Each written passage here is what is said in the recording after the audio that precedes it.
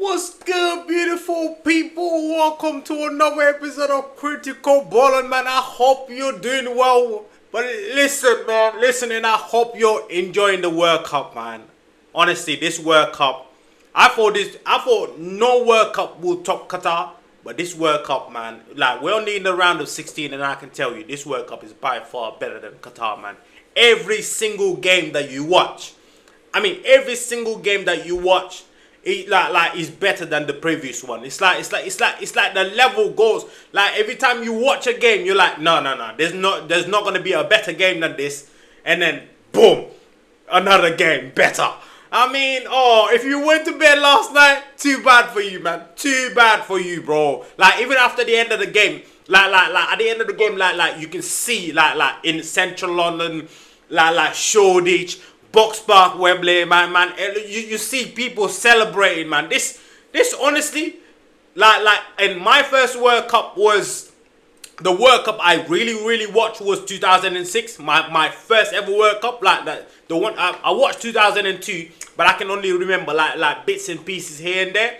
But honestly, this is by far the best England performance I've ever seen. At not even just World Cup. Ever. I can't remember a better England performance than what I saw last night. Man, at some point I was on my knees, bro. I was on my knees. I almost went inside the TV, man. The way this game, man. This game had everything. Everything. Everything. It's like from the start, like Jimenez having those incredible headers and Pickford saving. I thought Pickford was exceptional, man. Pickford. Oh, he kept England in the game early in the game. Honestly, like those Raul Jimenez headers. Oh man, they were beautiful headers, man. Beautiful headers, and then he saved them brilliantly. Like Pickford, I can't think of I can't think of a player that had a bad game yesterday. I can't think of like a player that had a bad performance yesterday. There wasn't like Thomas Tuchel had this game plan spot on, man. And it reminds me, this game, especially when he went to like 10 men, it reminds me of a game that Chelsea played under Thomas Tuchel early in the season, and this was against Liverpool Klopp. And then I think in the first half, Reece James ended up getting a red card, and while Chelsea was leading 1-0, and then they defended the whole game brilliantly. And it reminded me that, man, in the second half when Konsa got a red card. But man, what a game it was, man. What a game it was. Like even after the game, I couldn't sleep, man. I couldn't go to bed, man. I got home, bro, until 7:30. I couldn't sleep. I was listening to TalkSport. I thought about just coming on stream, but I was like, my eyes were so my eyes were so red right yesterday, bro. Because I can't remember this. I can't remember staying up for so many back-to-back days, yeah, just to watch football, man. This World Cup is sensational. I knew like for football nerds like me, it was gonna be a struggle to watch most of the game. But man, I'm enjoying this World Cup, man. I am honestly enjoying this World Cup, man. Let's get into this England-Mexico game, man. What happened? If you were sleeping, too bad for you, man. Because even if you watch the highlight, it's not gonna feel as like when you're watching the game live, man. I've never felt so stressed watching a game yesterday. Like in the second half, especially after that second deep drink break. Man, I was on my knee in front of that TV, bro. Like, I was on my knee just begging, bro. Like, just begging for any, celebrate any Dan Burn or any John Stones clearance. Like, bro, oh, my days. Like, it was the World Cup final, man. And we know, that's the crazy part about this World Cup. It's like, we're getting so many big games. And it's like, we're not even in the quarters. Like, teams are just starting to qualify for the quarterfinals now. But honestly, man, this game, man, this game had everything, man, everything you can think of. This game had it. Honestly, I can't think of a more stressful game than this, and I can't imagine the fans that were in the stadium or the players, like the players, even like the England players. Like there's one clip of Konsa, yeah, after the full time whistle. He looked exhausted, bro. Like he looks so tired, yeah. And I feel sorry for him. I was like, what a performance, man. These are the type of performance. Even after the end of the game, I tweeted about it. I said, these are the type of performance that will show this group of players that you can weather any storm, man. Any storm. Any storm. Like to go in Mexico at the Azteca, 2,000 meters away above sea level, and play against the home nation. I mean, oh my days. Like even watching it, yeah, at the beginning of the game, watching it, you can hear like you can hear the atmosphere, man. Just from watching it on your TV, like you can hear the atmosphere. It was deafening, man. You couldn't hear anything. You couldn't even hear the English anthem properly, bro.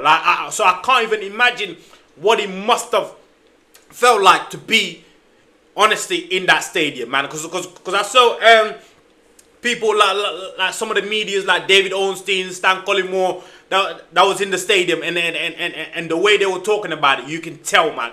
You can tell it's a unique experience, and it's very sad that this is the last game that Azteca is hosting for this World Cup, because for me, so far, it's been the best atmosphere, and honestly, that game last night delivered, man. Delivered. If this was the last game at the Azteca, I mean, it delivered every single, in every single way possible, man.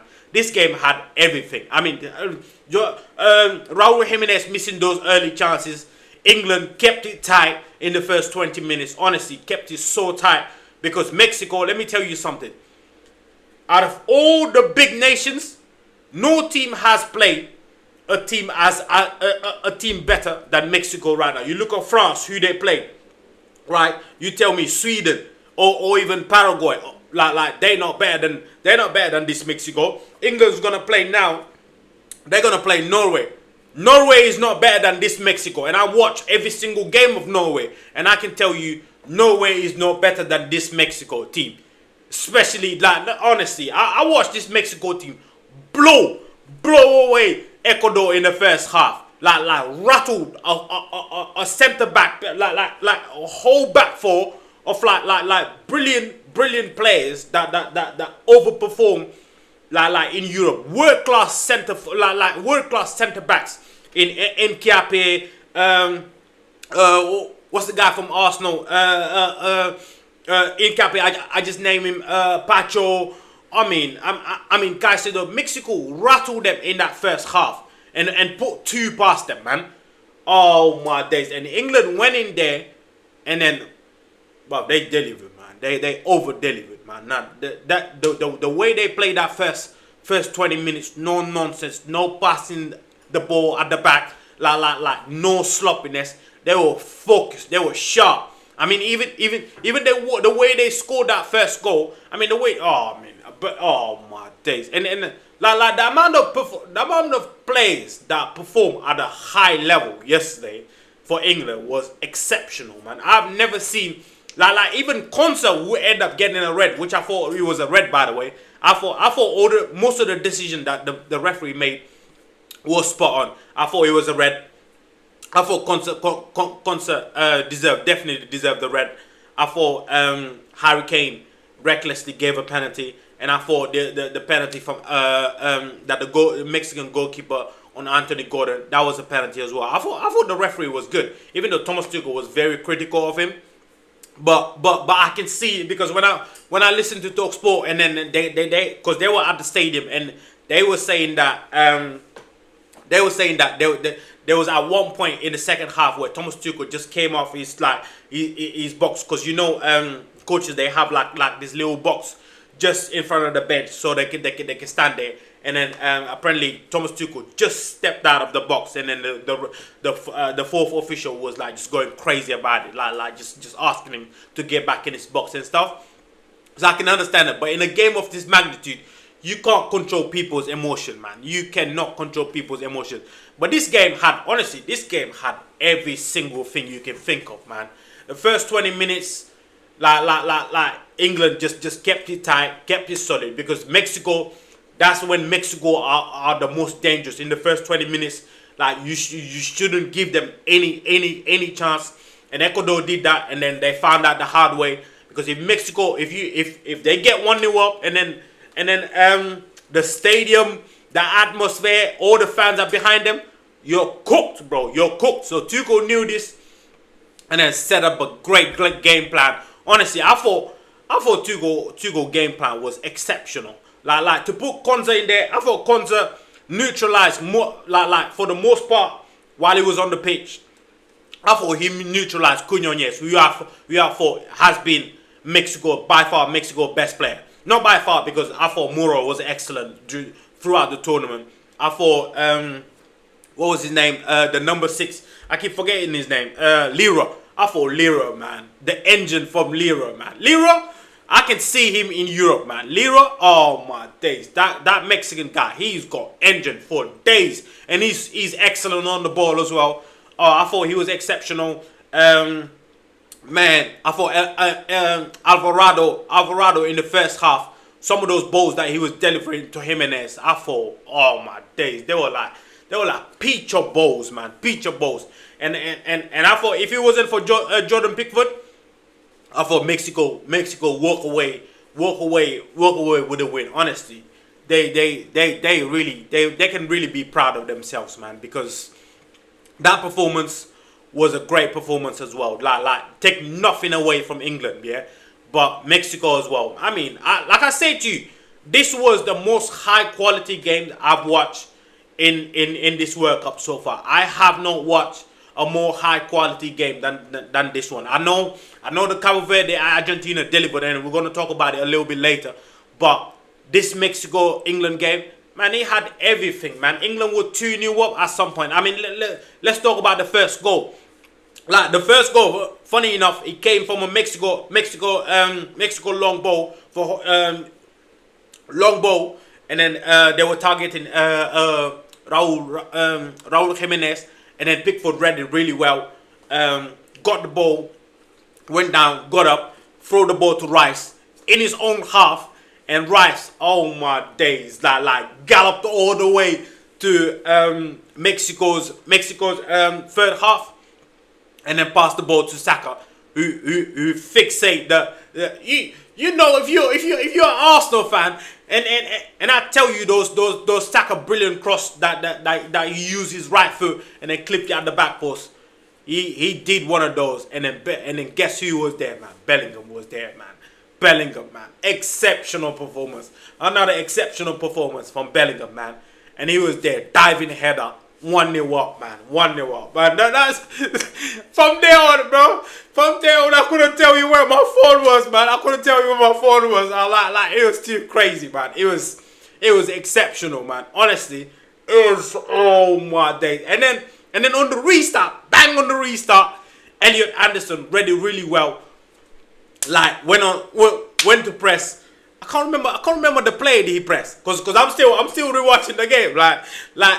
Went to press, got the ball, and then gave it to Gordon. No, actually, the ball actually ricocheted between the guy that he got the ball off, ricocheted to Gordon, and then Gordon gave the ball to Bellingham. Bellingham feed Kane on the right, and then at that point, honestly, watching the game, everyone around me was like shoot, and then Kane, man, brilliant brain. He just cuts it back in the 6-yard box, and Bellingham was there, just tapping in front of the Mexican defender, man. Honestly, it was 2-0. From there, it was fucking mayhem. It was fucking mayhem, man. I swear to God, like it was honestly, man. It was mayhem from there on. And then boom, bro. Like 38 minutes after Mexico had 2 big chances, like from Raul Jimenez. Honestly, England were 2-0 up, man. Brilliant, solid performance, man. Solid performance. And then Saka created a foul, which I don't think it was a foul, but the referee still gave it a foul. Dangerous free kick for Mexico. And then, honestly, it was such a brilliant cross. And then when you watch the replay, and then you saw Konza clearance, and then you're like, even like at first you blamed Konza, and then you're like, damn, bro, like there was nothing Konza could have done, because the free kick was played so well that if he leaves it, then there's a Mexican guy behind him. He taps it into the back of the net. If he clears it, and if he clears it, then there was a big danger in there. And he clears it, and guess who was there? The man the man from Mexico, man, Quinones.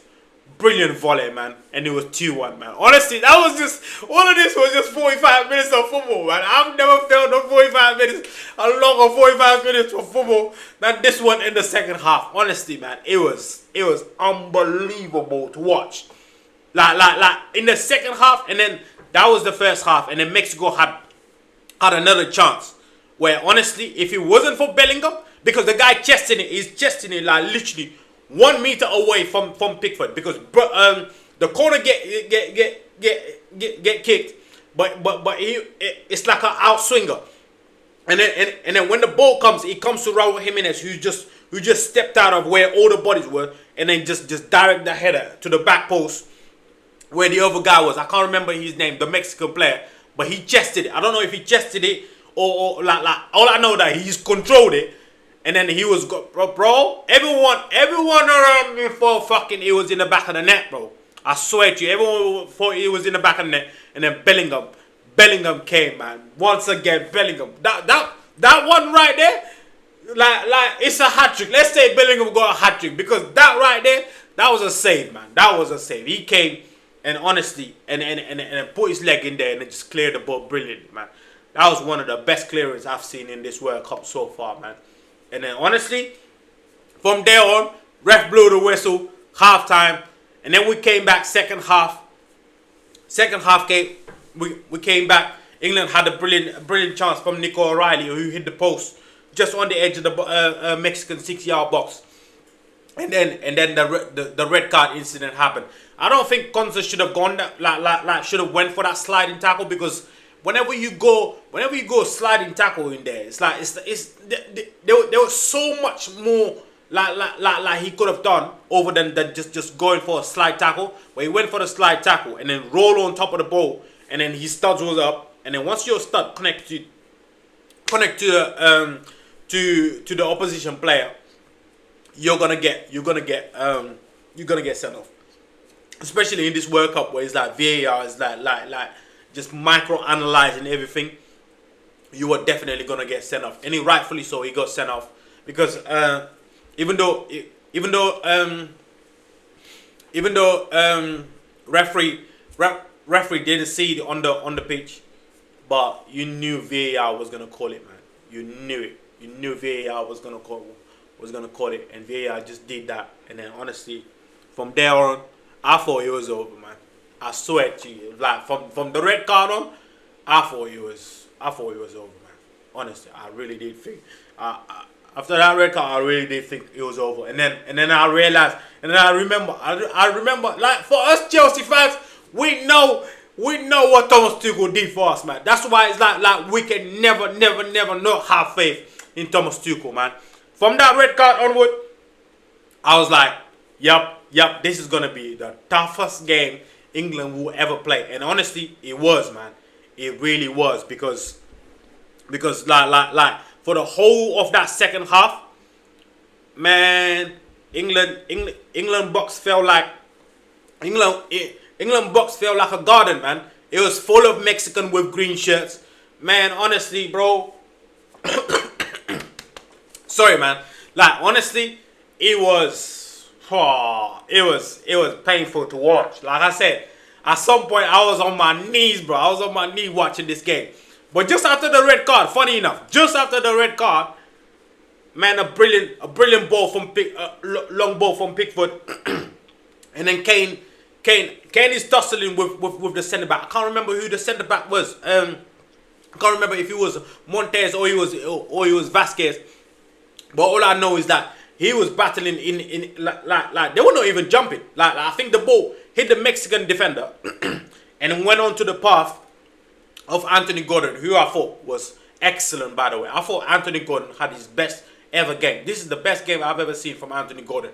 He was sharp.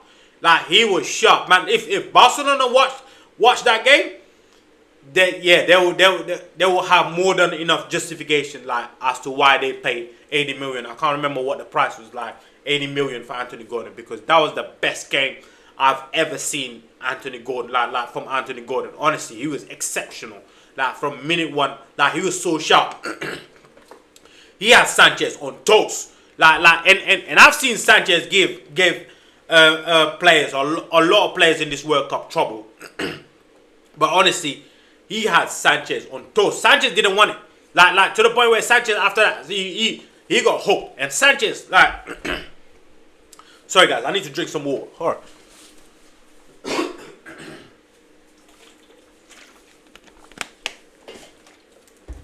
Oh, honestly, yeah, Sanchez. I've not seen since the World Cup has started. I've not seen Sanchez had so much trouble. Honestly, and Anthony Gordon gave him all sort of trouble, like the pace, the decision making. I mean, oh my days. There's only one where I'm looking at Anthony Gordon and I'm like, you could have done better. Because, but this was early in the game when it's like I can't remember who made that long ball, but it was a long pass. It was a long pass, and the ball almost went out for a goal kick, and Anthony Gordon kept it. And as a little Mexican defender is running like full pace, like running, and he just passed the ball to him, and he come in the 6-yard Mexican box, and then he like he had Kane open and Rice was open, and he went for the shot, and then and it was like an easy save for the Mexican goalkeeper. But honestly, apart from that, he was exceptional, man. Some of the England performances were honestly exceptional. So England ended up getting a penalty right after the Konsa red card, and Harry Kane dispatched it brilliantly, man. From there on, everyone was like a bit more relaxed, even though we had we had the 10 men down, we were down to 10 men.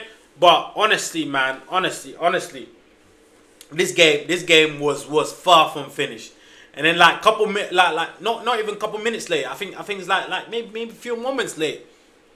Like there was a I think it was a corner, and then poor clearance. I can't remember who cleared the ball, but the ball went to a Mexican, and then Harry Kane just I don't know what he was doing there, but that's some centre forward defending there. But he kicked the guy, and then from the moment he kicked the guy, I was like, yep, this is going to be a penalty, because there's been so many instances like this, especially like since the VAR era, where it's like if you don't connect with the ball and you kick the opponent's leg, it doesn't matter. It's going to be a penalty. They're gonna overturn it. But whether people judge it clear and obvious, I don't know. But that's what I've been seeing since VAR been VAR, that those penalty will be given every single time. And it was given, and Raul Jimenez dispatched it brilliantly. And from there on, oh my days, it was squeaky bum time, man. Squeaky bum time, bro. Like it was from there on, honestly, like it was just attack v defense, bro. It was already attack v defense from the moment the Konsa got set off. But it was way more attack v defense when that goal went on, bro. Honestly, when that goal went on, bro, like, oh my days, like you could hear it from the TV, man. The Mexican fans, like I don't know what it must have felt like to be in that stadium, because the sound, bro, like oh, it was deafening, man. It was, honestly, it was deafening. And Tuchel, I thought Tuchel made some incredible subs, like bringing on John Stones early for Saka, and then bringing on Dan Burn, and bringing on Jet Spence, who a lot of people been very critical since the start of the World Cup. A lot of people been saying, but Jet Spence played for Spurs, and then Spurs were playing for struggling, playing for like trying to stay in the Premier League, like fighting for relegation and stuff. I'm like, well, it's like that's my problem with people in this country. It's like, bro, it's like everything with England gets so overly criticized here. I'm like, yeah, people criticizing Jet Spence, but you don't know that Pedro Porro played for Spain, bro. Pedro Porro played for Spain, and he was equally as bad as Jet Spence for Spurs this season. And then, but no one's talking about it. But when it's England, it's like their own English media, bro. Like the media. The media are the biggest ops, man. I've always said the media are the biggest ops when it comes to the English team, man. They are the biggest ops. They're the one that leaked the damn lineup like few hours before. They're the one that even yesterday, like 3 hours before, you got Athletic like just posting stuff like, oh, Konza is getting picked for the right back. For the right back, and then Saka and Gordon are starting. I'm like, why would you do this? Why would you do this? Like you're there. I understand it's your job to be I understand it's your job as a journalist, yeah. But you're still English at the end of the day, and you leaking the lineup. It's only giving Mexico more time to prepare. And honestly, they do that all the time. It's the only time they're not gonna do it is probably gonna be today, because today they got nothing to talk about. Honestly. They absolutely got nothing to talk about other than the positives. And like I said, man, this was honestly some of the best performance I've ever seen. It's like Tuchel, tactical masterclass, man. I told you about Super Tommy T, man. If you know about Thomas Tuchel, you know about his history of knockouts.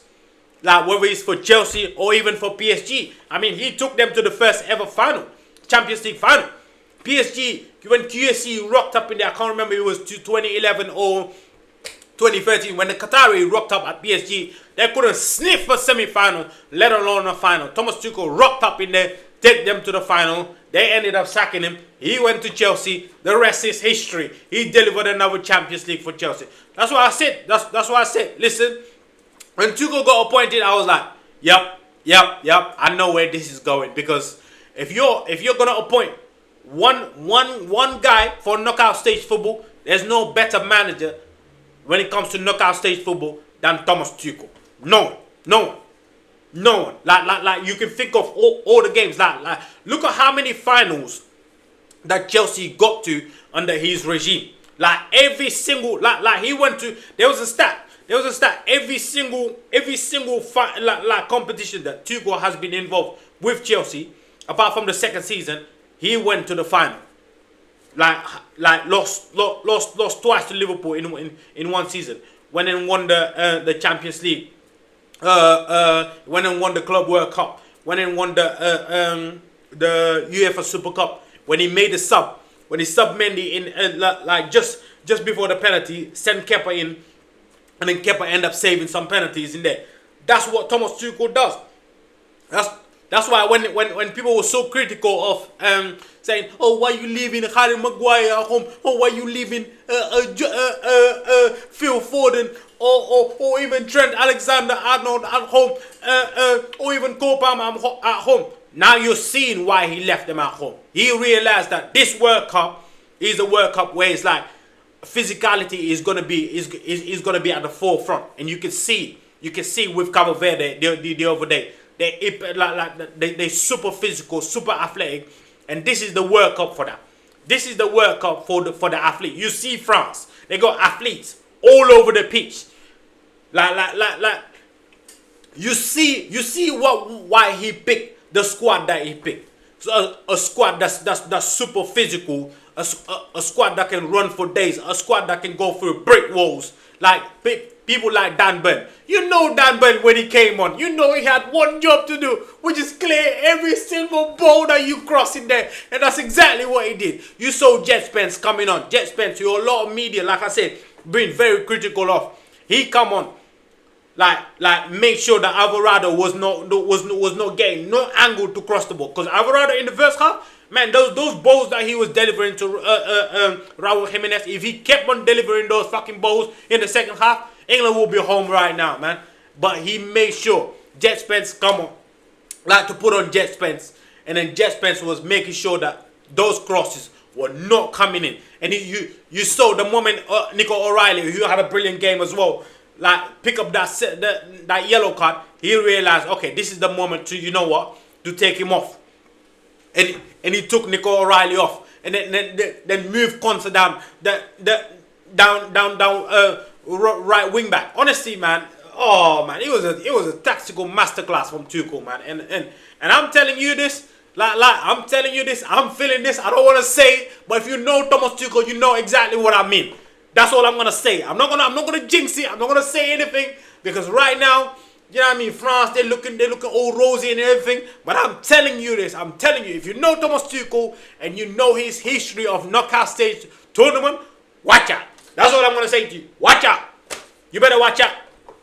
You better watch out, my friend. You better watch out. Trust me. But yeah, man, England, best performance I've ever seen from England, man. I can't remember. Cause even yesterday at the end of the game we were talking about it, and I'm like, well, like, can you imagine Gareth Southgate at the Azteca? What they by the first drink break, England will be down 3-0, bruv. England will be down 3-0, bro. Are you crazy?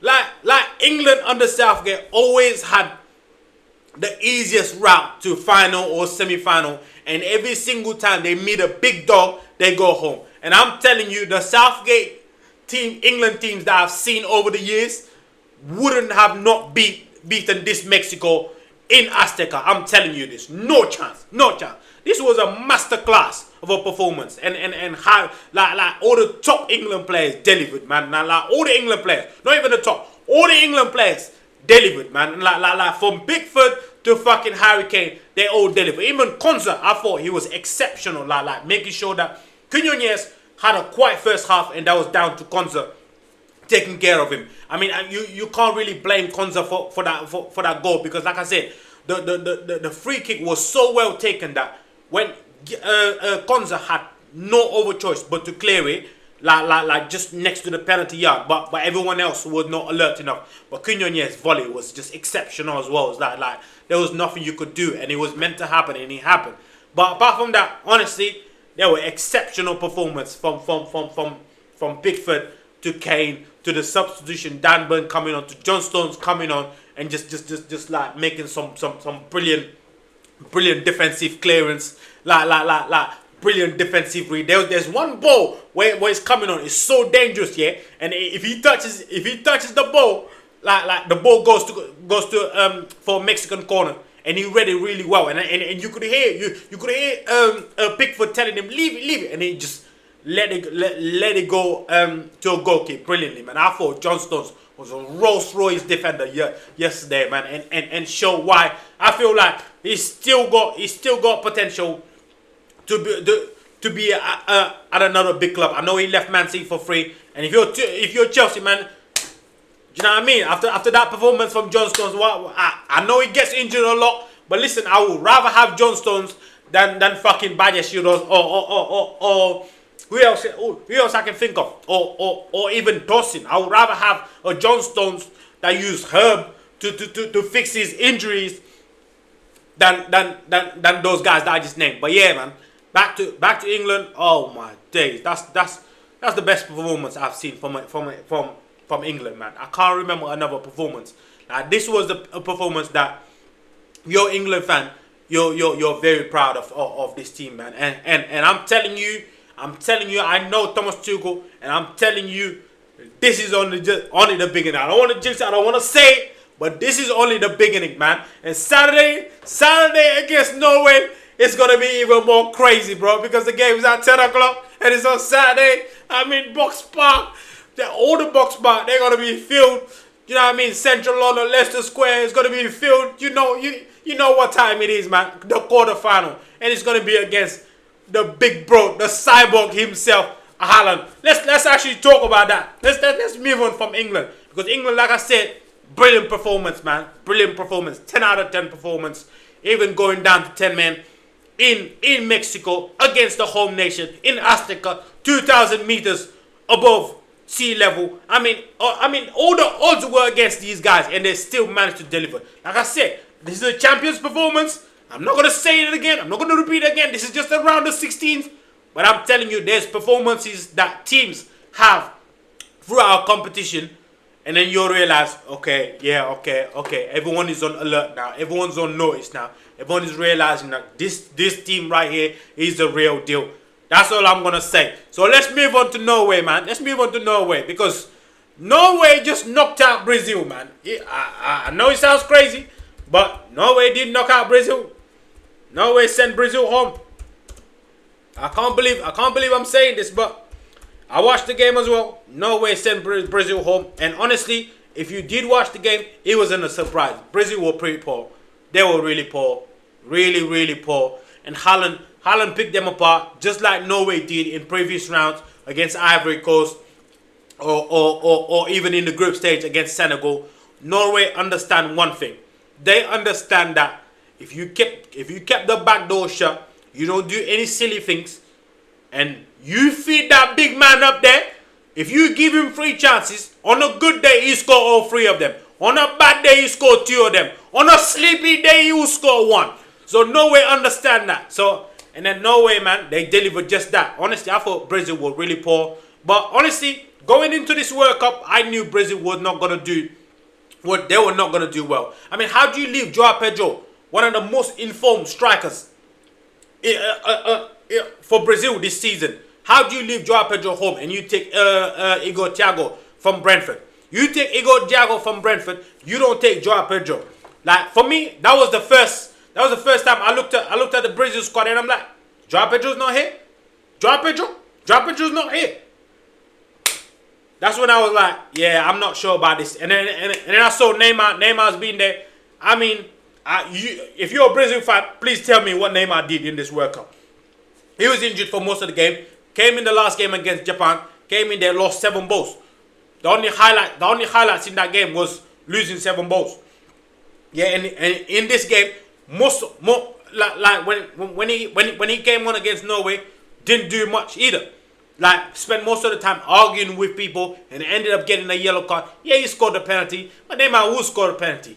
But like I said, Brazil were really poor, man. And even though they ended up getting the first penalty of the game, actually the only penalty in the game actually, and then I don't know. I honestly don't know why Bruno Guimaraes took it. I've got no idea. But according to Ancelotti, he said they did like a poll, and then Neymar was not Neymar. Vinicius Junior was probably 5th on the list when it comes to like penalty takers, and I'm like, what? 5th on the list, penalty takers?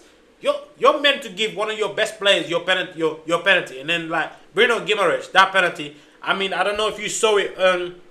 Ronaldo. Let's see if we can see Ronaldo reaction.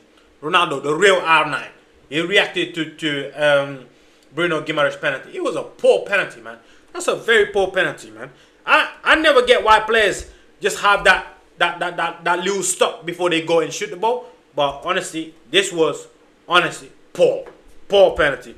Let's see if we can find it. Guimaraes.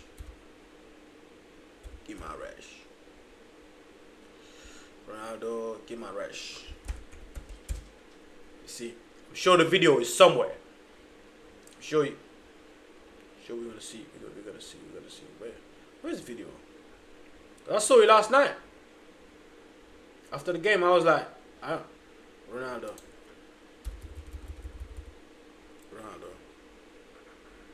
R9. Every time R9. Maybe it will come up. Let's see if I can find it. Let's see if I can find it. I don't think I can find it. I don't think I can find that video. But yeah, Ronaldo, even like you can see his face expression.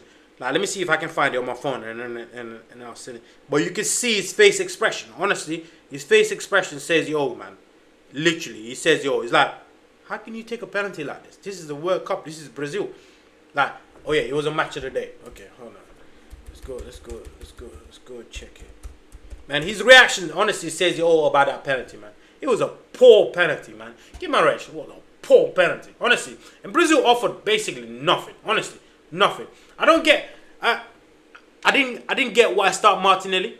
Because if you know anything about Martinelli, you put Martinelli when the game is stretched. And honestly, I did not understand that Brazil lineup of having Martinelli. Let me pull up the lineup. Let me pull up the lineup so we can see as well. But before that, let's go. Let me show you how Thingy reacted towards how Ronaldo reacted to that penalty. Okay, this is all England. No, honestly, that England game, man. I mean, honestly, but you can even see at the end of the game, Harry Kane, his voice was gone. His voice was so gone.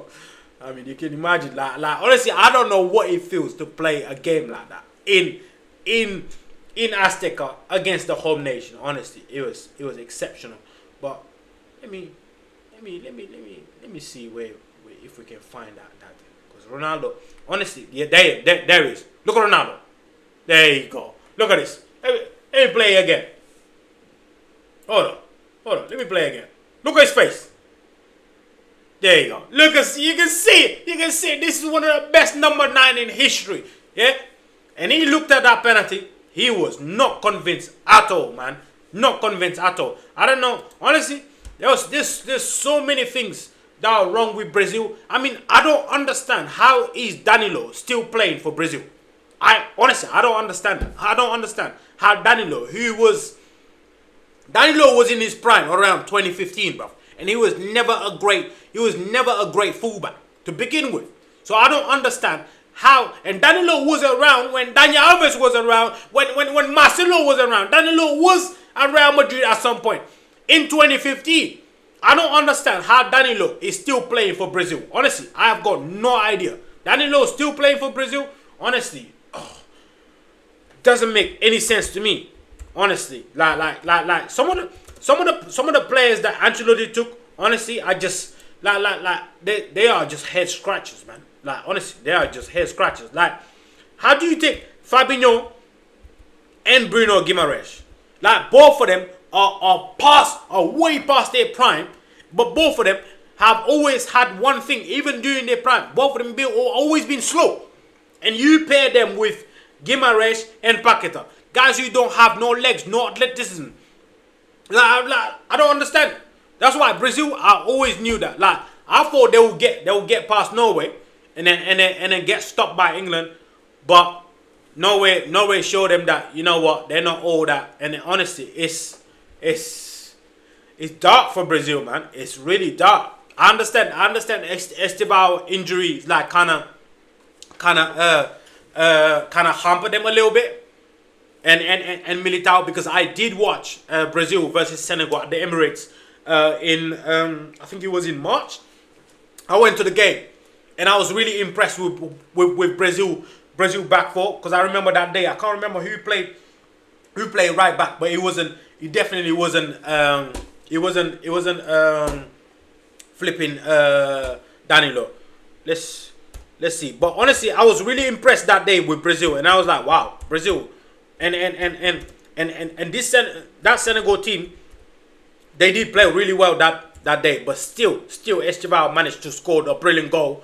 And then it was Militao. The back four was Militao, Gabriel, Marquinhos, and I think one of Militao or Marquinhos was playing right back, and Gabriel was playing as centre back. But they looked really solid that day, and they looked really convincing that day. And then they had Rodrigo and Esteban up front. That was the front three, and they looked really fluid that day. And I was like, oh, okay, this Brazil team kind of looks scary a little bit. But then after that, obviously Rodrigo got the I think he's got ACL or whatever long-term injury he's got, and then Thingy got Esteban obviously got the hamstring as well. So that kind of ruined Ancelotti's plan a little bit, and Militao also getting injured. It kind of ruined their plan a little bit, because those are three big players, three probably starters for Brazil, but still. You're telling me in the whole of Brazil they ain't got another right back better than Danilo? Honestly, Danilo was shocked, and they clearly targeted. Norway clearly looked at Brazil and they said, you know what, this is where we can hurt. This is where we can hurt Brazil. And then the cross came from Danilo's side, because he couldn't do anything. Look, let's go back to the highlight. You'll see the cross. The cross came from Danilo's side, which is the right side. And then the second goal, he just allowed Haaland so much space. Don't get me wrong, Haaland's strike was brilliant. Sensational strike. Through Danilo's leg, Alisson see it too late. Bottom corner, but still. There was so much he could have done, and he didn't do any of that. Didn't do any of that. Honestly, he was really poor, and that sums up Brazil, man. Honestly, that really sums up Brazil. And even Hendrick coming on in the second half as well, as I'm seeing just now. I even forgot about that chance. Hendrick coming on in the second half and then missing that 1v1 chance. I mean, when he missed that chance, I was like, man, you can understand because throughout the tournament, all over social media, you will see Brazilian fans just crying about why is Endrick not playing? Why is Endrick not playing? I mean, yesterday you saw why Endrick didn't play. Even though I thought when he came on against Japan, he made a difference. And I can't remember the third game that they played when they won the game 3-0. Endrick did make a difference as well, but Danilo, man, Danilo was the weak link in there. And look, brilliant cross on his side, as you can see. Let me actually pull this a little bit so you guys can see. But yeah, man, that's what happened to Brazil. Danilo allowing the cross to come, and then Gabriel, as always, man. Gabriel against Haaland, as always, he only ends one way, and then Haaland just dispatched that brilliantly, man. Brilliant header in front of Gabriel. He's like psychologically, I think Haaland got an edge on him, man. Like between the Arsenal games and now this Brazil game, I mean, Gabriel definitely doesn't like to face Haaland, man. And you can even see the way he plays against Haaland, man. Like he always seems like Haaland's always find a way to rattle them, innit? Yes, and yesterday Haaland again got the best out of him, man. Honestly, Brazil going home this time in the round of 16. Honestly, and in the last I saw a stat earlier that says Brazil has been knocked out by all the by European nations for all the World Cups, all the previous World Cups since the last time they won it in 2002. I mean, you look at this time in the round of 16, right? They got knocked out by Norway. 2022 in Qatar, they get knocked out by Croatia on penalties, right? Before that, they get knocked out by Belgium. And then Hazard and Kevin De Bruyne knocking them out. I think it was in Russia, right? And then before that one, it was the Germany one. Germany slapped them 7, right? And before that one, right, it was Netherlands beating them, right? In 2010, it was Netherlands beating them. And then in 2006, we know what happened. Zidane delivered one of the greatest performance we've ever seen in a World Cup quarterfinal. Zidane sending those legendary Brazilian guys home, and they never ever sniffed another World Cup after that. And it's been 20 years since. 20 years since that day. 20 years since that day. Zidane sent and that World Cup, that World Cup Brazil team, they were stacked. Honestly, they were stacked. They had like 3 Ballon d'Ors on the pitch, bruv. 3 Ballon d'Ors on the pitch. They had Kaká on the pitch. They had Ronaldinho on the pitch. They had Ronaldo on the pitch. I mean, they had Adriano in there. They had, oh man, days like that Brazil team. And then Zidane just manhandled them like small boy, and then delivered that brilliant free kick, and then Thierry Henry tapped it in. That was my first World Cup that I can remember, like vivid, like I can really remember. And then honestly, Brazil been a disappointment ever since. Honestly, ever since they've been a disappointment, and it's really sad for South American football, man. Like even Uruguay, you look at them as well. You look at them these days, man. No threat whatsoever. They got Bielsa in there, bro. Like putting what's his name, Darwin Núñez on the bench, and then playing all sorts of formations. You know, end up going home. That's what happened. South American football, man, has been really down right now in terms of level. I mean, you always used to have like the powerhouses, the Brazil, the Uruguay, the Argentina, of course, and Colombia. But nowadays it's just Argentina, man. Apart from, even though I think Colombia have been brilliant so far, but I think they will find Argentina will find a way. Will find a way once they get past Egypt.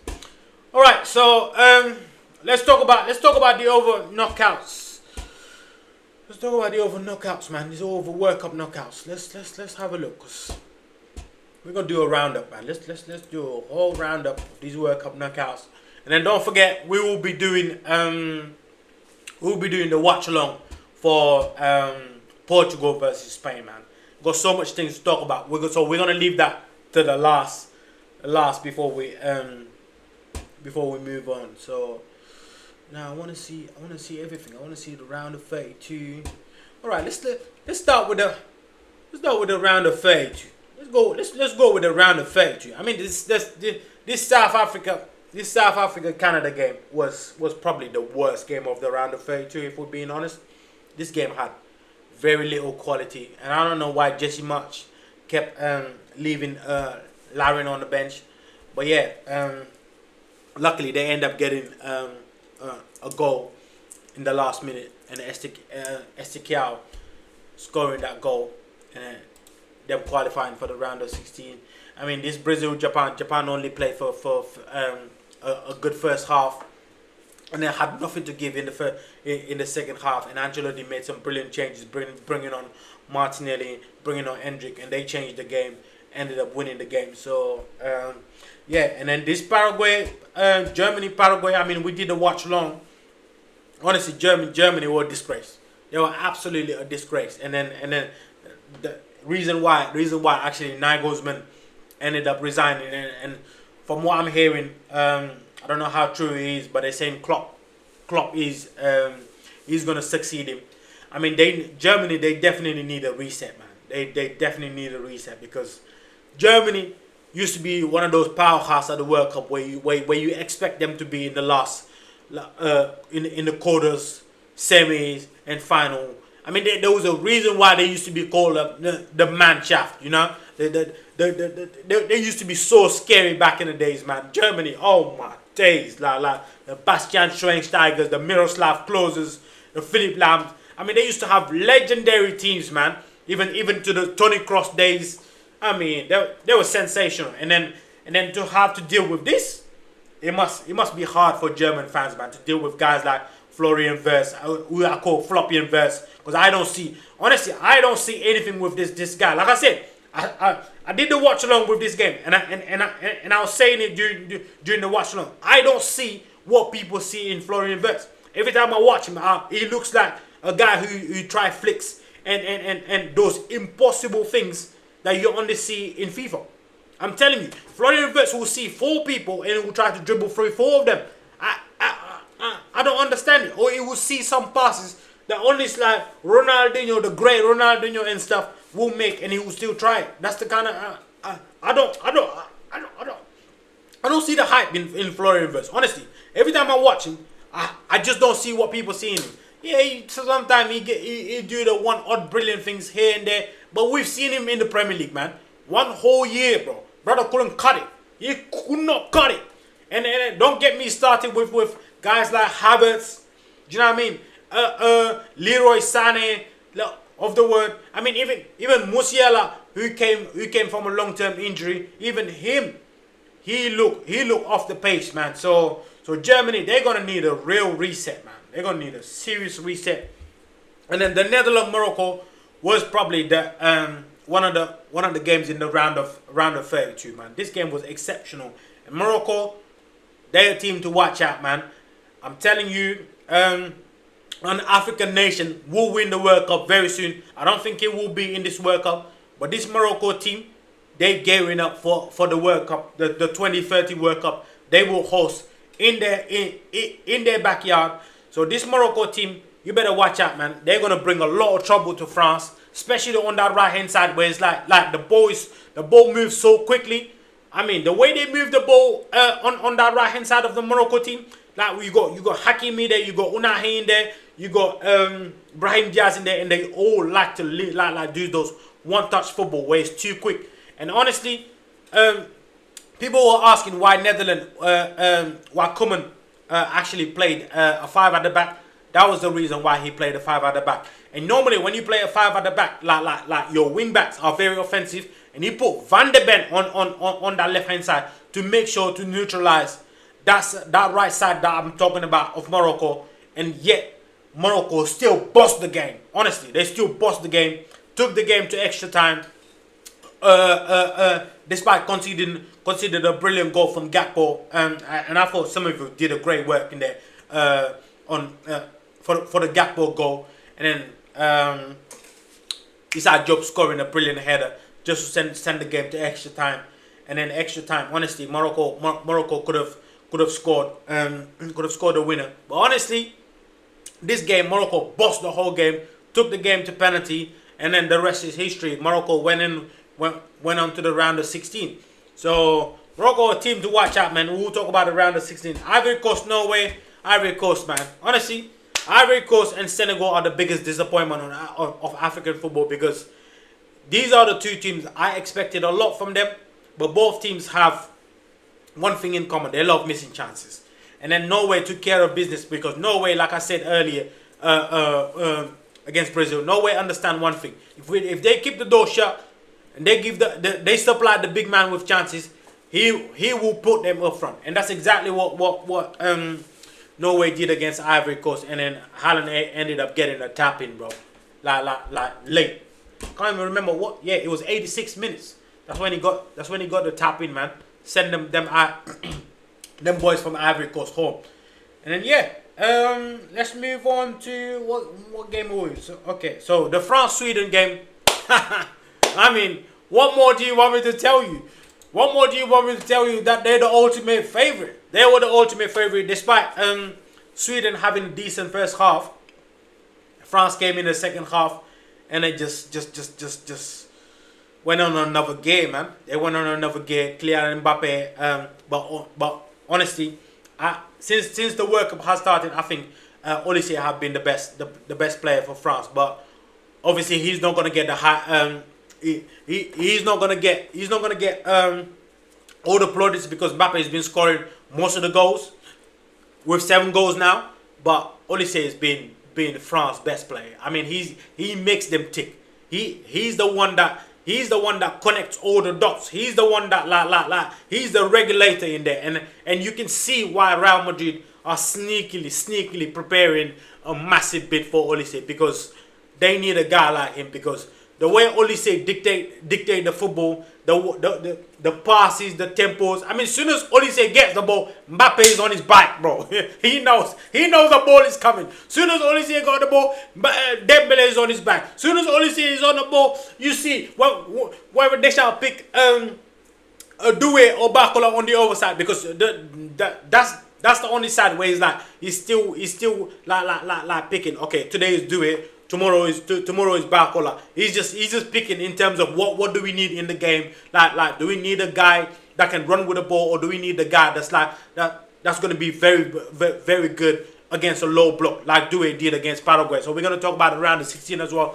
But France, like I said, man, it's when you play against France, it's like pick how you want to die, bro. Do you want to sit deep, or do you want to come at us and then we'll pick you apart with counter-attack with Mbappe's, Olise's and Dembele? But yeah, France dispatched these guys real quick.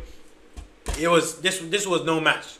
So and the Mexico Ecuador one, I just spoke about it. I mean, they blitzed them in the first half, man. Honestly, they, oh my days, I have never seen Nkiape, Pacho, I forgot the other guy's name. I centre back being so rattled. Even Caicedo, Captain Moy, got rattled, man. And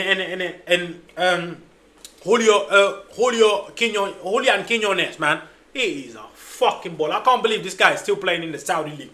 But he ain't gonna be playing in the Saudi League for very long, because that goal that he scored against Ecuador, exceptional goal, man, exceptional goal. And even the way they got out of that press, because it was a high press from Ecuador, the way they got out of that press, and then clipped the ball to Quinones, and Quinones dispatched that ball. Oh my days! I'm telling you, there is no goalkeeper that's saving that shot.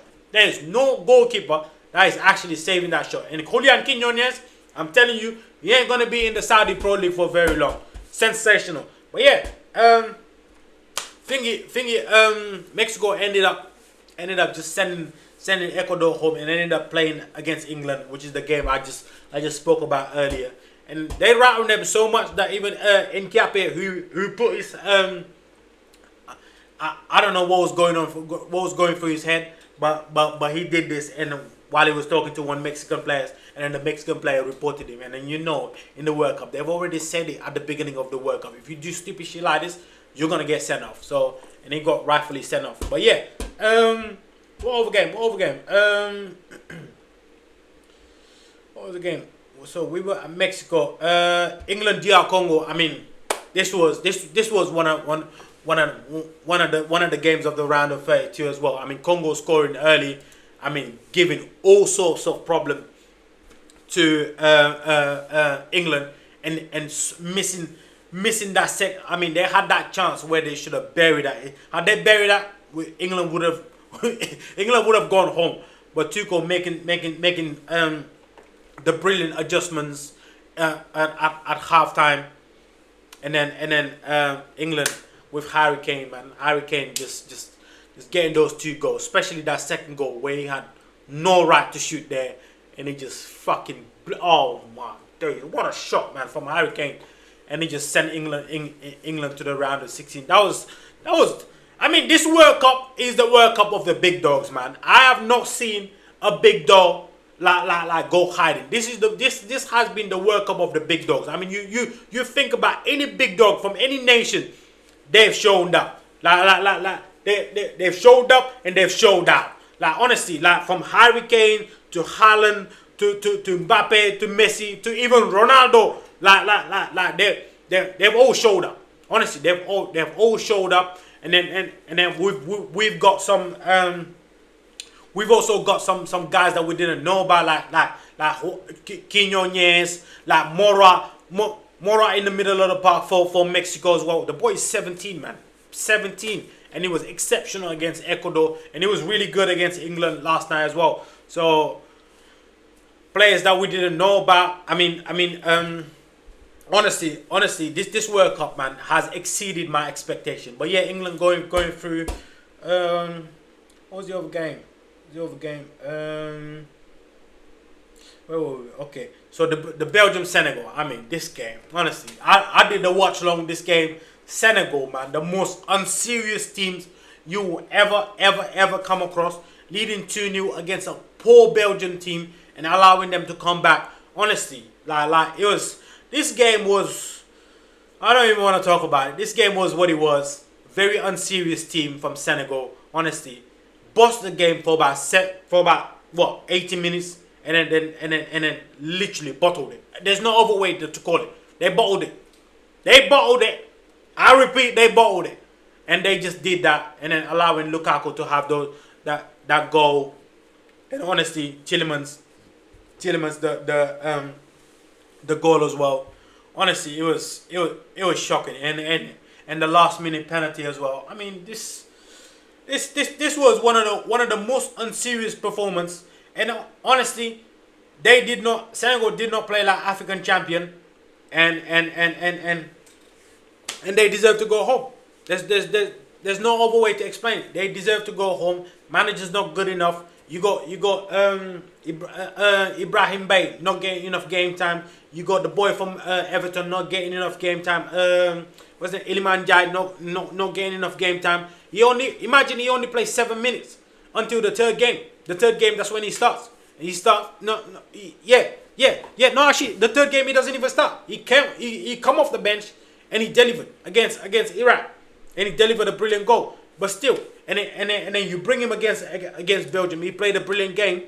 Same for Pape Gueye, and then you replace them with Lamine Camara, who had a very poor World Cup, and he come on and he create the penalty, grab a yellow card within the first minute. I mean, honestly, like I said, just get rid of the whole Senegal team, man. Like the backroom staff, they gotta go. These old head, they gotta go. Koulibaly had one of the worst performances I've ever seen from any defender in this World Cup against Norway. Honestly, Mane is beyond, he's way past his prime. This is the time for Senegal to rebuild fresh.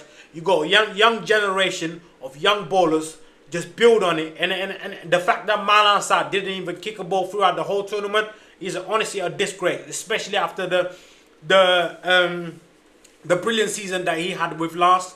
Honestly, it's a disgrace, especially when you take into consideration that, like I said, Koulibaly had one of the worst performances I've seen from any defender in this World Cup 2026. I repeat, Koulibaly had one of the worst performances that I have seen in this World Cup 2026 against Norway. He was shocking. He was like the guy who looks like he was wearing I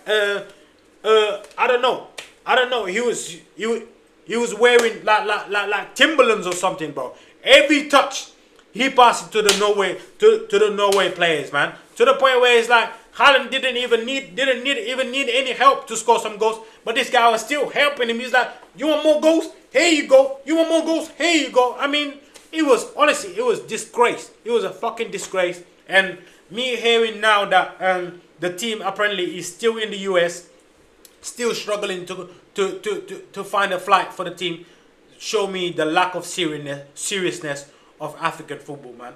And until that changes, African football is not gonna get to the level that we know that they can get, because we've seen it in this World Cup. They went toe to toe against a big nation. You saw it, Senegal, France in the first half. Senegal went toe to toe with France, even though I thought France was very poor in that first half. But Senegal had some chances. Ismail Sarr blazing the ball over the bar, just 5 yards away from the goal. Like these are the little details that takes a good nation to a top nation. And then you saw the same against with Ivory Coast as well. Completely missing chances left, right, and center, and ended up going home. Honestly, this is a lack of seriousness from these African teams, and Ivory Coast, and especially Senegal. They were the biggest disgrace of the African nation right there. Despite 9 African teams qualifying for the round of 32, honestly, only 2 of them ended up qualifying for the round of 16.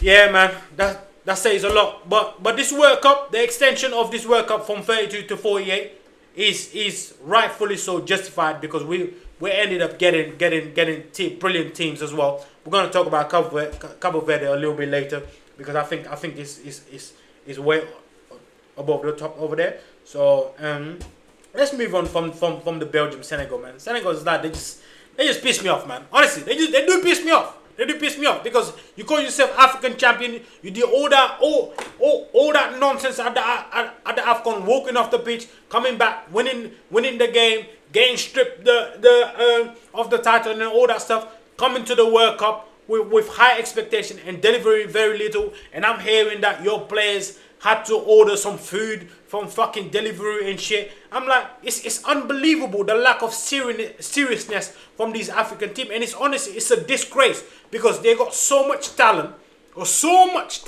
yeah.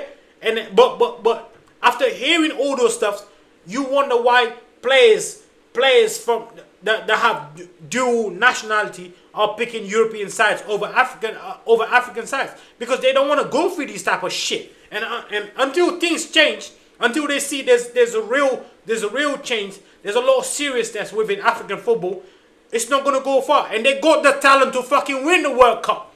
These teams, they got the talent to win the World Cup if they take it more seriously. If they treating their players, like hiring better coach a lot more seriously. There'll be some teams will still be in the World Cup as I'm speaking to you right now. Bosnia and Herzegovina against USA. I mean, Bosnia were really poor. Really poor. Honestly, they were really poor. They were so poor to the point where Bosnia USA got a red card, with Balogun red card. We're going to talk about it, because there's a lot of nonsense with that red card right now. There's a lot of nonsense. I heard it's been postponed and all sort of shit. FIFA are a disgrace for doing that. But honestly, this game was a lack of quality, man. Lack of quality from Bosnia. And then USA, even though they went ahead with Balogun, they ended up getting a red card, and it was still much better than Bosnia. Bosnia had nothing to offer, man. Nothing to offer. Like, and they ended up conceding a goal despite being down, despite USA being down to 10 men. So this game, honestly, this game was a ball fest, man.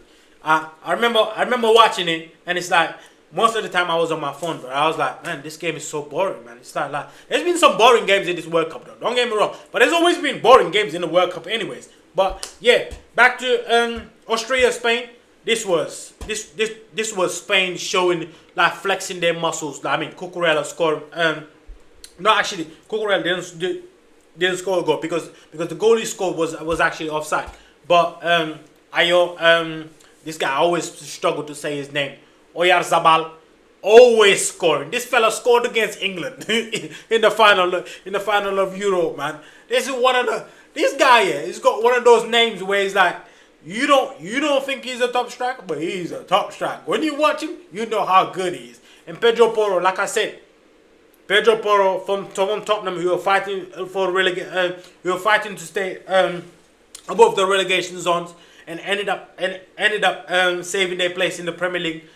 So ended up scoring. And then, like I said earlier, with my point with Jess Spence, like England. The England team just constantly like just bringing that talk of, oh, Jess Spence, we were playing for Spurs, we were fighting for relegation. But what about Pedro Porro, though? Pedro Porro was in that same team, yeah, and yet he's still in one place for one of the favorites, who's Spain. And then honestly, Spain, they play liquid football, the way they move the ball. But my only thing with Spain is they miss too many chances. Between even Oyarzabal, Dani Olmo, Lamine Yamal, what's the fella from Barcelona? His second name is missing chances. Ferran Torres. Yeah. For me, if Spain go home tonight, which I don't expect them to, I expect them to beat Portugal. Even though I would love to see Ronaldo qualify for another round as well, because he announced that this will be his last World Cup. So I would love to see him. And this Spanish team, they're quite young, but my thing is Spain. Their biggest downfall is them missing too many chances. They do miss too many chances. Like, they score a lot of goals, but they do miss a lot of chances. And obviously Spain, we know the way they move the ball. It's like they are the most oil team. They do play like club football. It's like these guys, they've known each other forever. That's how they play. It's very fluid. Like everyone knows their role. And honestly, they made a mockery of Australia. It could have been a lot more. It could have been a lot more than 3-0 if they had their shooting boots on. But yeah, Portugal, Croatia. I mean, this game was honestly, this game was exceptional. Another exceptional game. Honestly, from both. I thought Portugal first half, they were really poor, really poor, and I think he ended up scoring. Ivan Perisic, one of the smartest footballers I've ever seen. Even Perisic, I don't know how old he is. I know he's like in his late 30s, but this guy is still playing at a high level. I mean, still playing in 2026 at a high level. Mind you, this guy was the guy that sent England home in the in 2018 World Cup when the game went to extra time. You know, so honestly, and he's still playing at a high level. And Croatia, man, they were a tough opponent for Portugal. I thought Bruno Fernandes was really poor. Spent most of the game complaining. I thought Roberto Martinez made the right substitution, like just taking him off quite early in the game. I thought Vitinha as well had a very average game, even though I'm a big fan of Vitinha. And I thought Roberto Martinez was very proactive, and even subbing Cristiano Ronaldo, who ended up dispatching that penalty. Even though Cristiano Ronaldo scored that brilliant goal, there was tiny little offside. It was a sensational goal. Luckily, it was disallowed. But yeah, dispatching the penalty, and then I thought Leao had one of the best games I've seen from Leao. One of the best games, honestly. He was exceptional, and him delivering that last ball for Gonzalo Ramos was a peach of a ball, man. That was a dream cross for any striker. And then Gonzalo Ramos dispatched it brilliantly. Yeah, and then at the end of the game, referee just did what it felt like. Referee just wanted Cristiano Ronaldo to go home because the additional time was I think 10 minutes. But until we were playing like 10 minutes, 18 minutes passed, and this referee is still not blowing the whistle. And then the goal ended up happening, and then getting disallowed after that. Whether the guy touched it or not, apparently they got some technology inside the ball that says that the Croatian players just flicked it onto I can't remember who he flicked it on, but I know Gavaggio ended up scoring that goal, but the goal being disallowed. But yeah, it was tight. But yeah, marginal decision, and Portugal moving on to the round of 16. So Algeria, Switzerland, Algeria, man, Algeria. They were just this game was It was another really poor game from another African team, man. Algeria, it just felt like they were just happy to be there, man. They just offered absolutely nothing. Switzerland should have scored way more goals.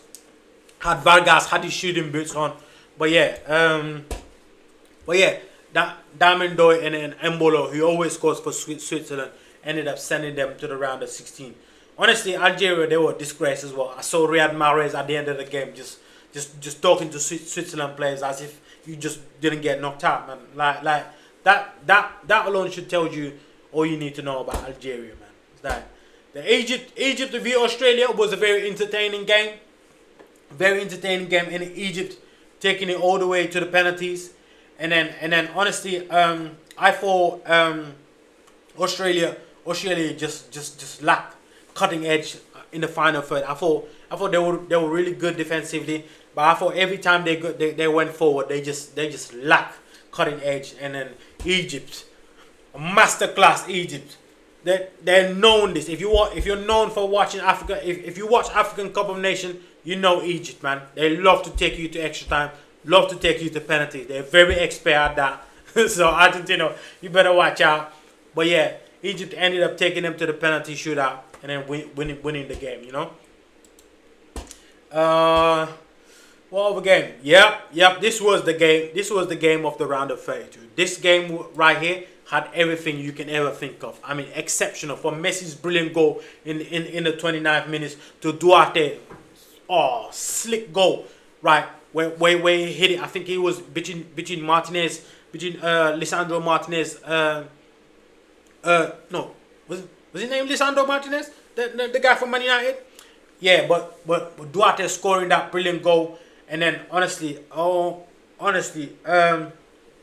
game going to extra time, and then Lisandro Martinez scoring that goal, and what's his name? Sidney Cabral scoring the goal of the tournament, man. That goal right there. if you don't call that goal the goal of the tournament, then I don't know what you're watching, bro. Because that right there is the goal of the tournament, man. Shall we watch it again? Oh my days. Let's watch that goal again, man. I gotta watch that goal again. Ooh. That goal right there was the goal of the tournament, man. Even after, as soon as he scored it, he ran straight to his girlfriend, man. Straight to his girlfriend, and then just start celebrating with his girlfriend. That was a brilliant goal, man. That is that's by far the goal of the tournament. By far the goal of the tournament. Let's see if I can find that goal, man. That goal was exceptional, man. Look at this. Look at this goal. Look at this. Look at this. Chop inside. Weaker foot. Oh my days. And he bent it so swiftly, man. Oh, look at this. Even if he couldn't believe it. He couldn't believe the curve on it.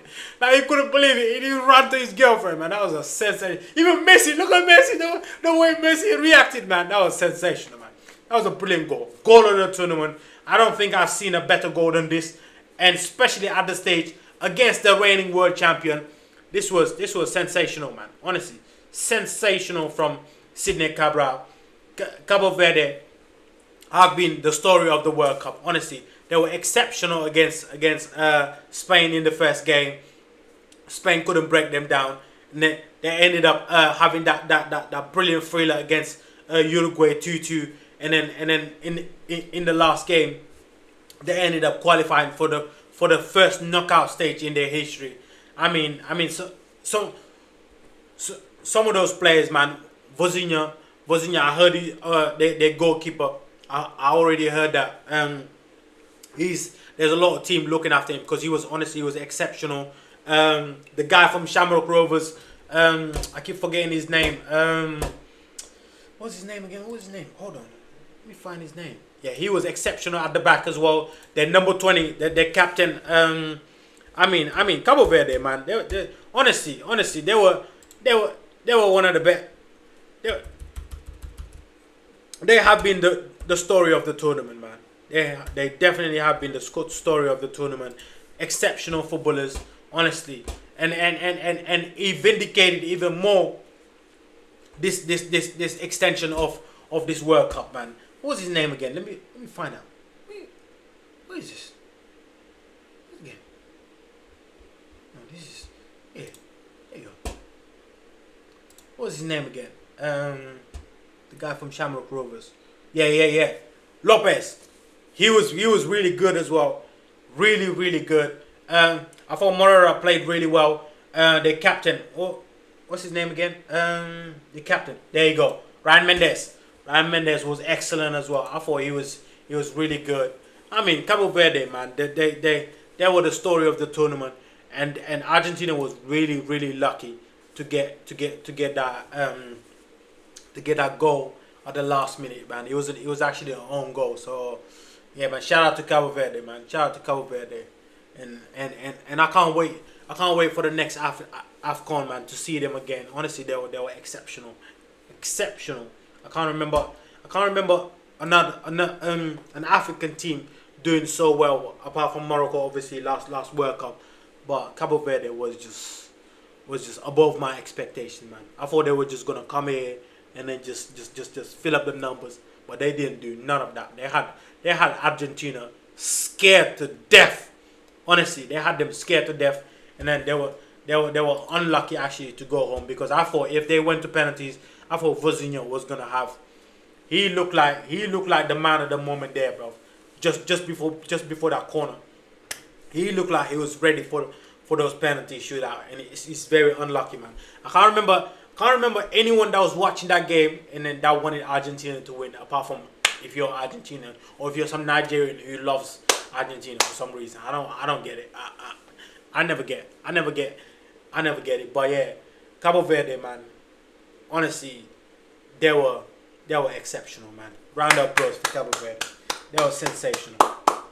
And this game, Colombia versus Ghana. I mean, this game was everything that we expected. Colombia, who's been one of the team of the tournament. Luis Diaz been exceptional. Daniel Munoz from Crystal Palace, sensational. In the middle of the park, they got Lerma as well, playing brilliant football as well. Quintero still rewinding the years and stuff. I mean, still playing at a high level. I mean, Colombia, they should have had a lot more. They should have had a lot more goals than the scoreline reflect. But yeah, and Ghana offered very little, man. Very little. And it's unbelievable that in 2026, Jordan Ayew is still leading the line for Ghana. And it's like it comes back to what I was saying earlier regarding Senegal, man. African teams are very unserious, man. It's like they're so unserious. I get that when Ghana qualified for the World Cup, the likes of Callum Hudson-Odoi and Eddie Nketiah, they were not there when you qualified. But you cannot sit here with a straight face and tell me that they wouldn't have improved your attack. I mean, I saw Jordan Ayew, man, having absolutely no impact whatsoever in this World Cup and still getting to start for Ghana. And Semenyo not even having a shot on target. He looked lost in that front three. And then obviously Kudus got injured. I get that, but still, you can't sit here with a straight face and tell me that Callum Hudson-Odoi or Eddie Nketiah wouldn't have helped you in this World Cup. And honestly, Ghana offered absolutely nothing apart from the England game where they look really solid. And they won their first game against Panama right at the end. But honestly, they were a really disappointment. Really disappointed, especially with guys like Semenyo.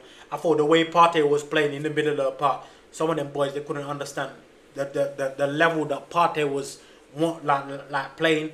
And then they honestly, man, like talking about some of these African teams really angers me, man, because they have so much potential, but it's like delivered so little, man. So they deliver so little, man, so little. Out of the 9 teams that qualified for the round of 32, only 2 of them ended up qualifying for the round of 16, man. So yeah, there we go. There we go. That was the round of 32. Let's move on to the round of 16. I mean, we already talked about the Mexico England game, the Brazil game. We already talked about it. The Paraguay game versus France. This was a dirt fest, man. I ain't gonna lie to you. I'm not even gonna sugarcoat it. This one right here was a fucking dirt fest, man. It was a dirt fest. Honestly, Paraguayan players, they were dirty. And they didn't care. They didn't care. They felt like that was the only way that they were gonna get at France, and they did just that. They offered very little, like Almirez, like I'm saying Almirez, Almiron, and the boy from Strasbourg. What's his name? I keep forgetting his name. Let me check the lineup. I keep forgetting his name. Enciso had, gave France a little scare in the first half, but never really had any like big chances in there. And then France ended up rightfully so, getting a deserved penalty by through Desiree Doué, who came on replacing Barcola, and then ended up getting that penalty after dribbling through three guys and then getting kicked in the box. So, but yeah, France didn't.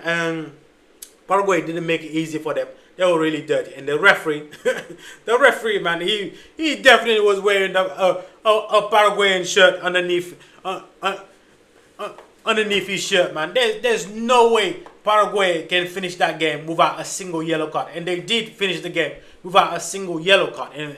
And honestly, watching it was a disgrace, man. It was a disgrace of a performance, and I hope we don't see that referee again, because we don't want that sort of officiating in this World Cup. The World Cup is going well so far. There's been some poor officiating, but that Paraguayan, that referee that officiated the Paraguay versus France, he should go home. He should pack his bag and go home. This is not for him. We don't want him to ruin this thing. Please, my guy, just go home. Well done for coming to the World Cup, but please go home. Because this is not for you, man. This is not for you. So France will be playing Morocco, which is the dangerous game, and we're gonna talk about this on Wednesday, because Wednesday there's no game. So we're gonna talk more about the World Cup on Wednesday, and then what game have I not talked about? Canada Morocco. I mean, this game was what I expected, because Jesse March's team, they only play they only play 145 minutes, and Canada was really they were really attacking in the first half. Couldn't convert any chance. I don't know what Jesse Marsh has against Larin or Alphonso Davies not playing them, but Morocco picked them apart in the second half with 2 counter-attack, and Unahi ended up scoring that first goal. Brilliant set piece goal where he just Hakimi just passed the ball to him, and Unahi just. But one of my favorite things from midfielders is when the ball is rolling just outside the box and he just keep it low. And then just kind of like a Tony Cross type of pass, where even Cole Palmer, he does that as well, where he just kind of pass the ball into the back of the net, like literally on the floor, never sky. Like, how many times do you see in this World Cup, even in this World Cup, African teams just having those balls that just coming right outside the box, just rolling onto the midfielder path, and the midfielder just run onto the ball and just blaze the ball over the bar. Unahi didn't do none of that. He just went and passed the ball brilliantly into the back of the net, and then Morocco had another counter-attack, scoring another goal through the same Unahi again. Like I said to you, that Morocco right-hand side, even against France, they're going to bring France a lot of trouble. Trust me. Brahim Diaz, Unahi, what's his name? The guy that plays for PSG, Achraf Hakimi. That right side is too quick. Any team will struggle against that right-hand side. You saw Netherlands struggle against that right-hand side. You saw Canada struggle against that right-hand side. And France will definitely struggle against that right-hand side. And then El Khanous, he likes to come in there as well. He likes to join in. They go that other boy. I know you. I always get his name wrong. El Ainawi. What's his name? El Ainawi. Yeah, El Ainawi. He comes in there as well. He do some link ups in there as well. And it's unfortunate that Saibari, the gunman man, is not there. He's not going to be available. So, but still, the Rahimi came on, replaced him, and then scored a brilliant goal as well. So, I expect a good game against France. So it's going to be a derby between two French speakers. So I can't wait for that one. What game have we not talked about? Switzerland, Colombia is going to be an interesting game. This one is going to be 50-50. Argentina versus Egypt is a game that I'm really excited about. USA versus Belgium. Oh, this game, Balogun, man. Are we gonna talk about it? Let's talk about the Balogun situation. So Balogun got a red card against who was the team against? Yeah, he got a red card against Bosnia, right? And then apparently the red card, they moved the red card. Let me actually go to the thing. Balogun.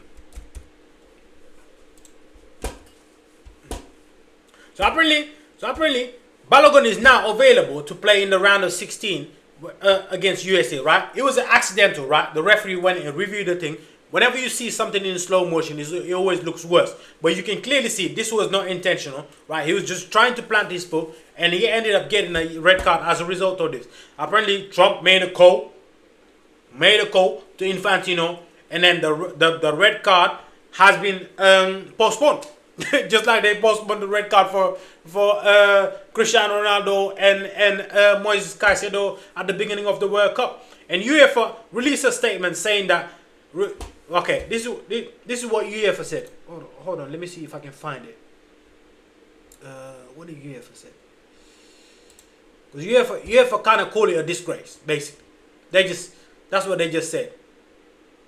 And then just now, this, how long ago was this? 49 minutes ago, obviously when the news came out that Balogun was going to play, the Belgium Federation, rightfully so, did an appeal, obviously, because they're going to play against Belgium, right? So if you got USA's best striker being available all of a sudden after picking up a red card, and then rightfully so, this is the integrity of the game. So they did an appeal. And as it looks like right now, the FIFA has dismissed the Belgium appeal.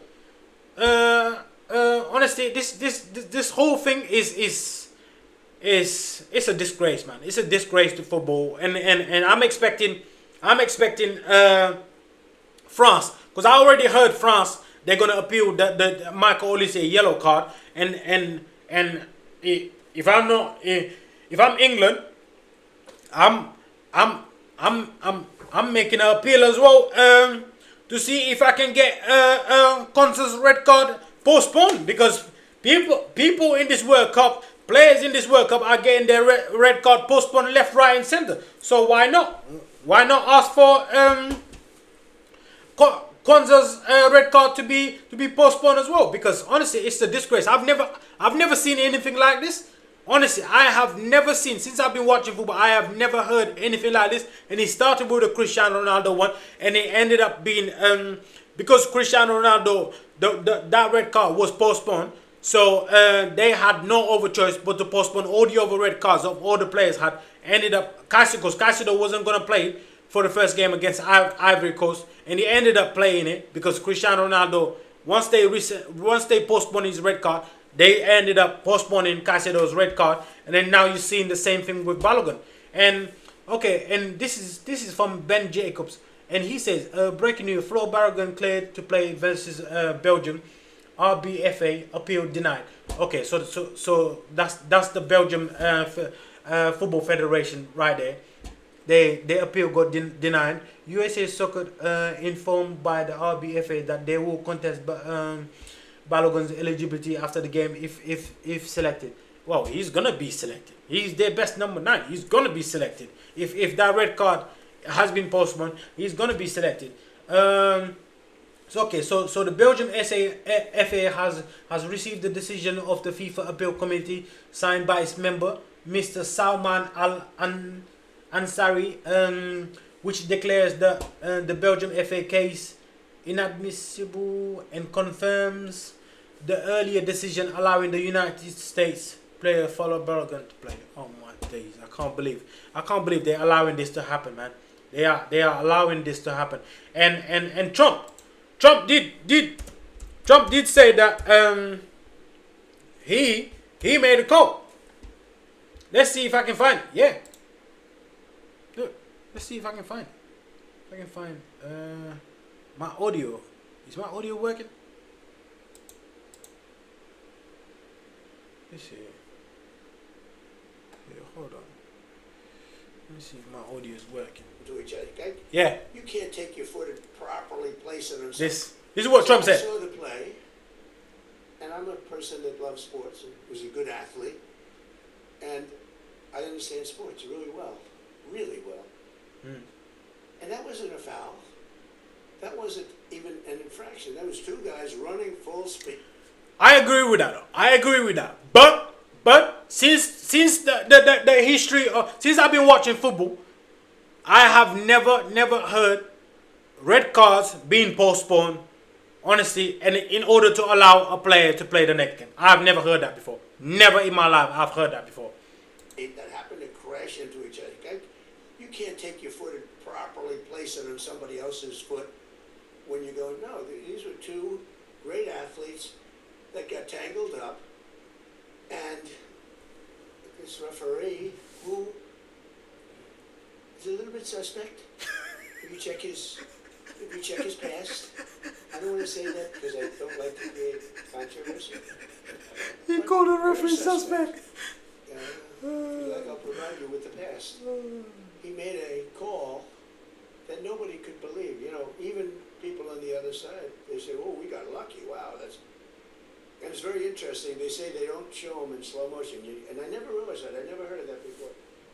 That they're not allowed to review in slow motion because it's so different. Because you'll take one little quarter of a second and you'll see that a hand is touching a neck. Yeah, that's true though. Slow motion makes everything worse. Slow motion, like every time they get they do that a lot in the Premier League. Every time the referee gets sent to the monitor, like and they show him those slow motion or those fixed screen. Like I hate when they do that. I hate it. It makes actually the tackle or whatever the situation is way worse. 10 times worse sometimes. Whereas when you see it in fast motion, it will look like two guys collided, which is really what happened. They got sort of entangled. He didn't do anything wrong, and he's our best player or one of our best players. A very, which is what I said. I didn't know what that meant. I didn't think it meant much. Then I started hearing that means he can't play in the next game, at least in the next game.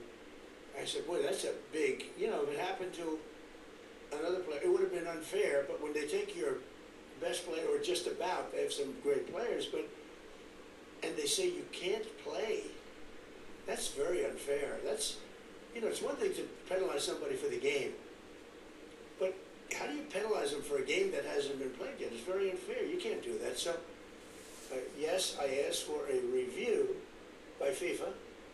I spoke to a man who's highly respected, and by the way, whose level of respect has gone up tenfold. And he was good before this started, but he really pushed it in this country. I'm the one that got them to do it. It was not Biden. Biden was asleep. I got him to do it. In fact, it was very sad because I got him to do it. And if the progression was normal, I would have been retired. Now the Democrats are saying, "Man, we should have just let him have his way. We would have had him gone." But I said, the saddest thing is I got the Olympics and I got the World Cup. There you go. You heard Trump said it. Trump said it in his own mouth. He made a call to Infantino, and Infantino rescinded the damn card. Even though I know it's accidental, yeah, it's accidental. But Messi had one like this in the first game. Didn't get a red card. I mean, Argentina. I mean, if you've been watching them long enough, if you watch the 2022 World Cup, you know they get ref differently. I don't care what you say. Argentina get ref differently. They get referee the way differently. Some of the fouls that Argentina do get are not fouls. I'm sorry. I'm just gonna say it. Before we even get to the game tomorrow. I'm telling you this. I have watched it in the 2022 World Cup against Netherlands, especially I thought Messi should not have been on the pitch against Netherlands. I thought she should have been off against Netherlands. Right? We come back to this World Cup.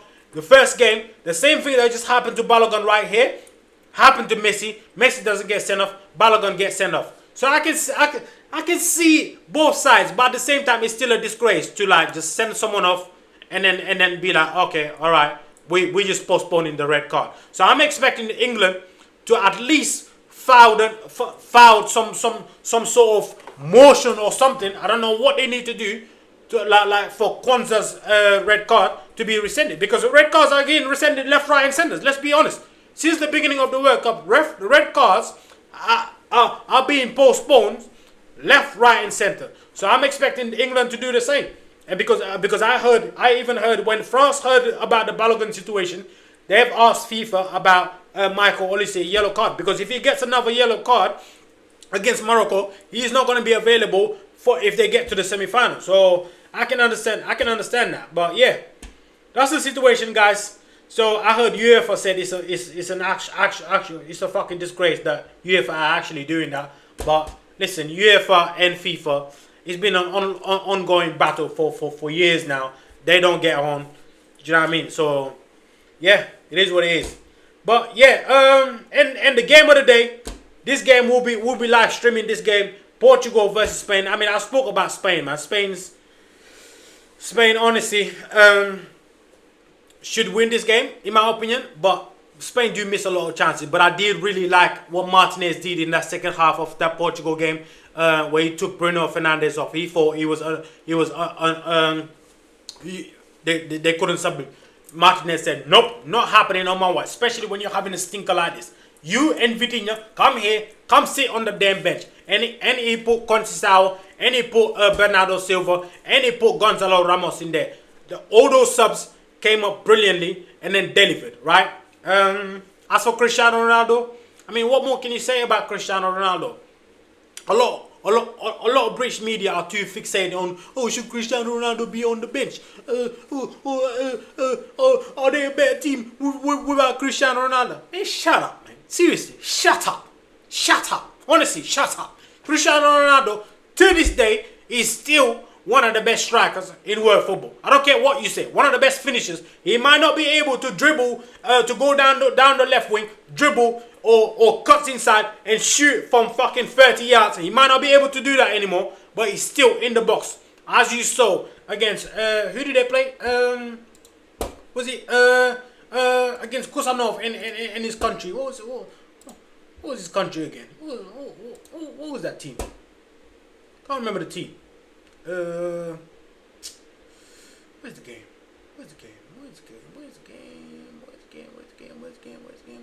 Portugal.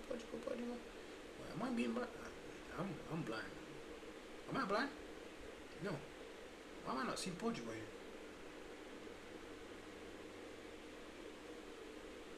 Bro, I'm actually blind, you know, because I can't see Portugal here, man. Portugal, where are you? Yes, there you go. Portugal versus Uzbekistan, right? I thought the first goal was an exceptional goal. Like to go first post and then score and then cut it there, finished it brilliantly. I thought it reminded everyone that Cristiano Ronaldo is still in the box. He still got it. If you deliver the good ball, if you pass the ball in the right tempo, especially in the second goal in the counter attack where Bruno Fernandes delivered it brilliantly and Ronaldo finished it like as cool as ever. I'm telling you, Cristiano Ronaldo, to this day, if you put him in the right situation, in the box, he can still help you. I don't think he can help you like going to extra time and stuff, but I think he can still help you. And for British media, especially the Athletic and Talksport and fucking the commentators from BBC, and I'm just hoping that this game, this game between Portugal and Spain is not going to be on BBC, because I watched the round of 32 for Portugal against Croatia, and honestly, I don't know what Stephen Warnock or whatever his name is. He was a disgrace, man.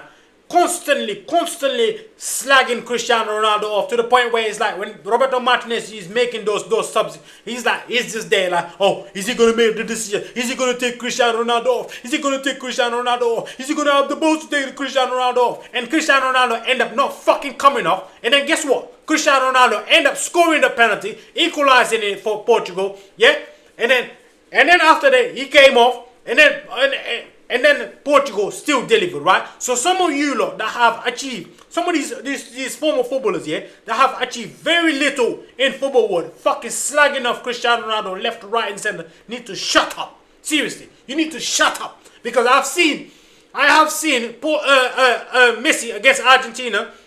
No, not against Argentina. Messi in the extra time against Cabo Verde didn't do nothing. Walking off the pitch, left, right, and center. Even the second half against Cabo Verde, walking, I'm telling you, walking, having no impact in the game whatsoever. I thought Argentina was poor. They were really lucky to actually even get there. But my point is, stop this fucking shit. Stop this whole shit that you're doing about Cristiano Ronaldo. Like Cristiano Ronaldo is one of the best players to ever grace this game, to ever play this game. Respect the guy. Just have the same respect that you have with Messi. Seriously. This is a guy that came in this country and bowled out. This is the last Ballon d'Or before Rodri was Cristiano Ronaldo. So have some fucking respect for this guy, man. Especially for these people that have achieved absolutely nothing in the game. Yeah, talking shit about him. I saw the other day, after the first Portugal game, some imbecile comparing Calvert-Lewin to Cristiano Ronaldo. Man, are you having a fucking laugh? Are you having a laugh? Seriously? Are you seriously having a laugh? Cristiano Ronaldo comparing him to fucking Calvert-Lewin, bro. Comparing him to fucking championship players, bro. Seriously? Are you seriously doing that? And then he reminded everyone who he really is against Uzbekistan, and he reminded everyone against Croatia once again. Like I said, he might not give you more than 70 minutes, but he can still give you top level striking football, top level finishing in the box. Some of you lot are fucking Cristiano Ronaldo is 41. Some of you lot retire after fucking 30, bro, and still talking shit about this guy. Honestly, it hurts me, man. It really hurts me because I don't even like to compare Cristiano Ronaldo and Messi. I enjoy both of them. So it's like for me to see that all the time, British media, especially British media, and then constantly fucking slagging this guy off like he didn't play in the Premier League, like he didn't want like he didn't win the double with Man United. I don't know if it's the double or the treble with Man United, beating my team Chelsea in the final in Moscow. Like, come on, have some fucking respect for one of the greatest players who ever graced this game. Seriously, it hurts my heart to see this, man. It even hurts my heart even more to hear him yesterday in the press conference talking about how this is his last World Cup, and then most of the media spend most of the fucking time after every game asking him about Messi. But when Messi sits in the press box, they don't ask him about Cristiano Ronaldo. So how about you have the same fucking respect for him? Honestly, it hurts me, man. It hurts me to see these medias, these fucking scaremongers, imbeciles, right, spend most of the fucking World Cup slagging one of the greatest players to ever play this game, if not the greatest. Do you know what I mean? No, it hurts me, man.